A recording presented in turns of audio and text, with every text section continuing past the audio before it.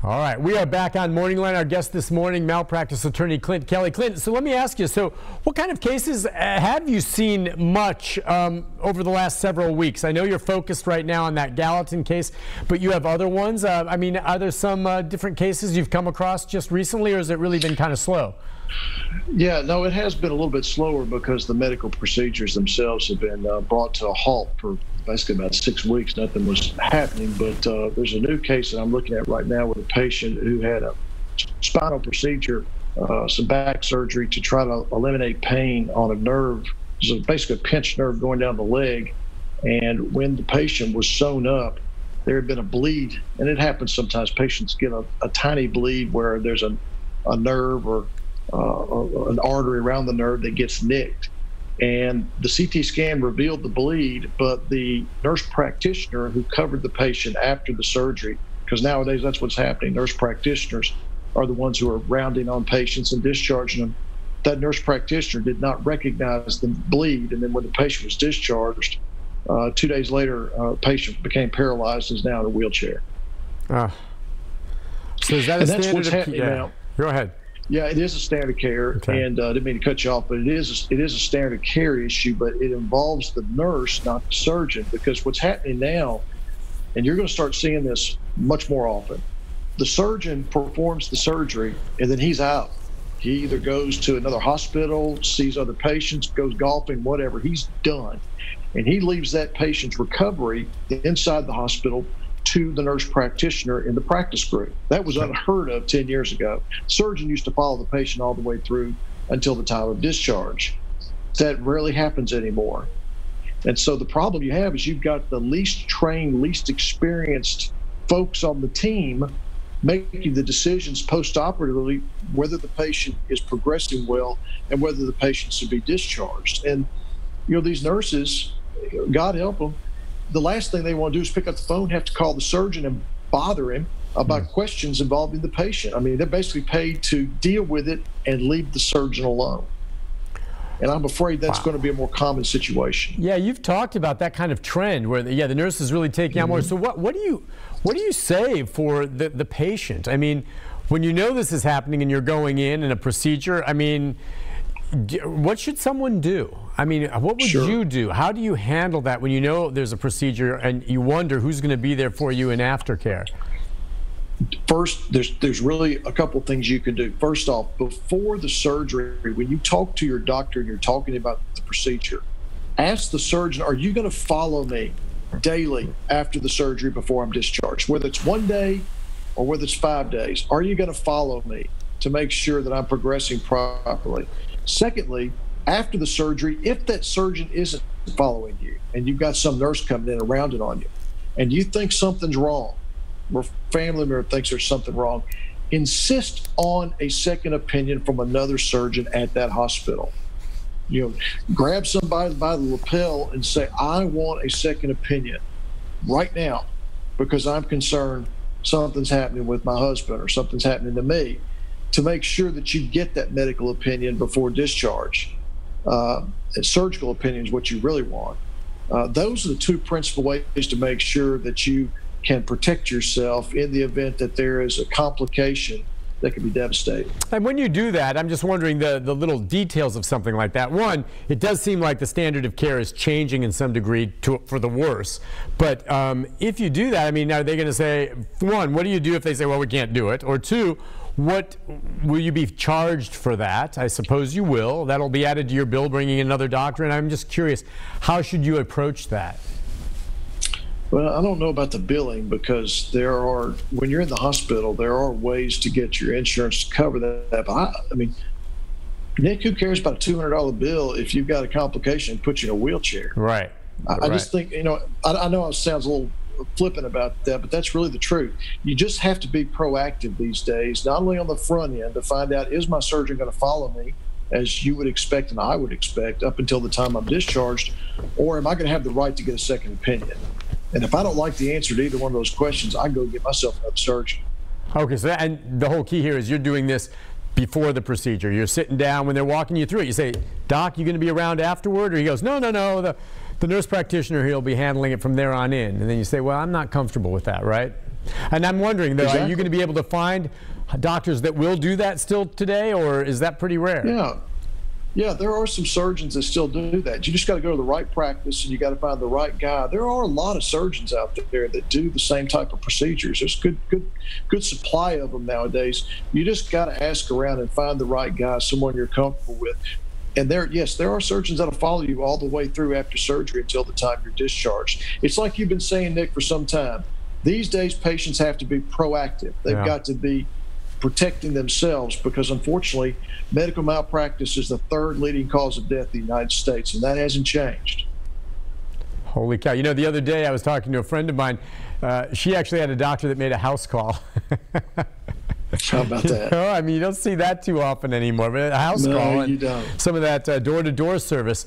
All right, some of the other cases, I was trying to think, because it seems like we've been ensconced in this pandemic for, 6, 7, 8 weeks, whatever. What's some of the issues we were talking about beforehand, and if some of them have gone on the back burner? I know we were talking about SARS and safety within hospitals and and we know how much has changed within hospitals of late. I mean, there are people still having procedures, but family members can't be in with them, right? I mean, do you think hospitals have done a pretty good job of trying to keep COVID out or trying to limit visitations? I do. I think that's been the quiet victory that has not been has been unsung, is how great a job the hospitals have done in keeping COVID out of there and treating the COVID that they have. I mean, when was the last time you heard of a COVID outbreak in a hospital? Right. We haven't.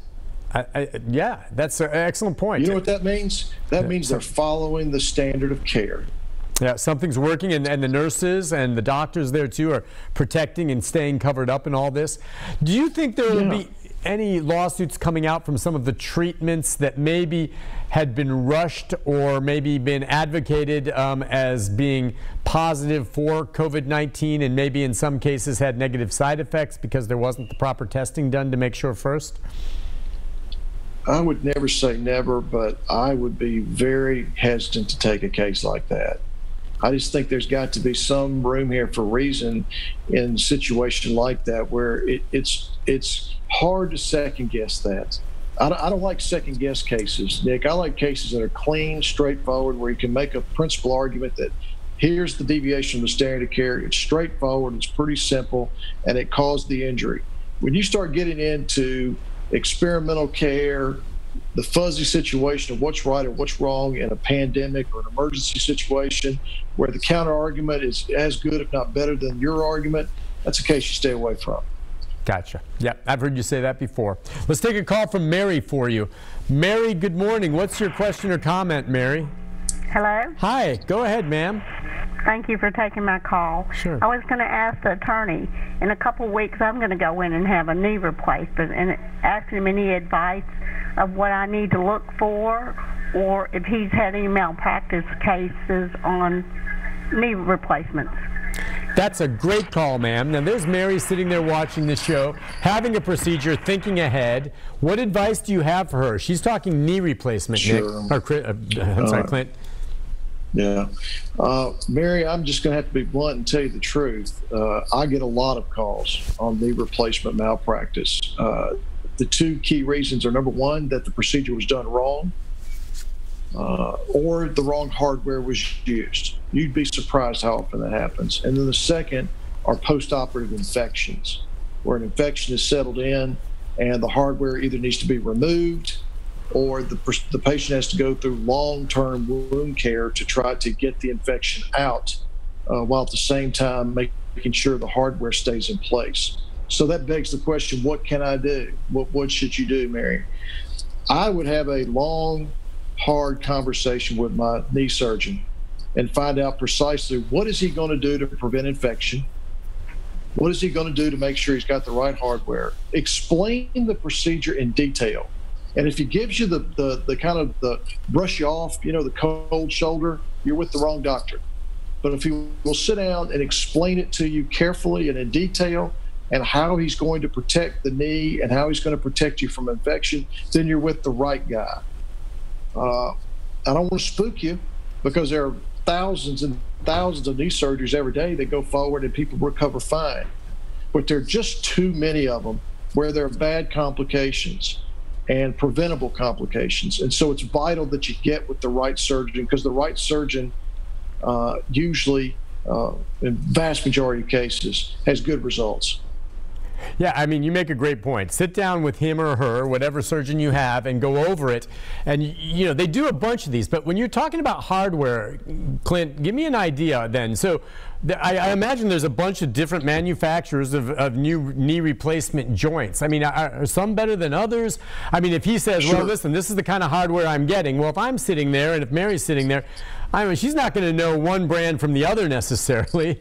I don't think, will she? Yeah. So how do you know about getting good hardware in your knee? You don't. And I'm not suggesting that Mary needs to find out who the manufacturer of the hardware is and be satisfied about that. Just be satisfied that you know how the procedure is going to take place and how the doctor was able to satisfy himself he's going to use the right instrumentation, the right hardware. That's all you got to do. Because let me explain why that happens. There are situations where surgeons use hardware from Dupuis when they should have used hardware from Smith & Nephew because they made a mistake. That's how you prevent mistakes. You ask the doctor basically to remind himself what he's going to do and how he's going to do it. Do you see how many times, Dick, we talked about battery, right, where the doctor operates on the wrong body part or operates on the wrong patient? This is part of the system of checks and balances to make sure that the doctor understands exactly what he's going to do. So when the time comes and he starts cutting on Mary, he's got the right stuff. Because there's just too many times where these doctors are using the wrong hardware. That's really important. I mean, the point you make there is that you're doing it for yourself, but you're doing it for the doctor as well. I think you told the story once before where it was before surgery and something was going to be done on, I don't know, one person's leg or a kidney or something. And as they were wheeling in, you know, the patient said something, so you're all set to do my left leg or something along those lines. And you said the doctor stopped and said, wait, did you say left leg? And he was going to do something on the right leg, or they had gotten it mixed up. And that one little benign comment saved what would have been an unnecessary surgery. And you've told me that kind of crap can actually happen. It can. And again, I think you get a lot of mileage out of asking your surgeon, doctor, what is your plan or protocol for preventing infection?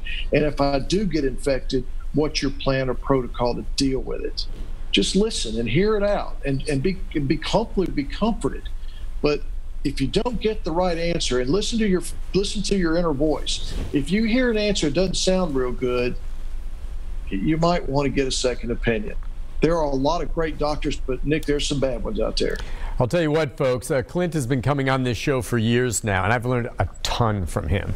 If there's one overriding message, Clint, from you that I've learned over the years, it's exactly what you just said, which will be, gosh forbid, when I end up in the hospital, and I will, or my loved one will, or someone I know, is ask questions, and just try to be thorough and be comfortable with the situation. And if you're not, get a second opinion or another doctor. Listen, we got to take a break on that note, but if you take nothing from this show this morning, remember what Clint just said. We'll be back, our final segment, more phone calls with malpractice attorney Clint Kelly right after this.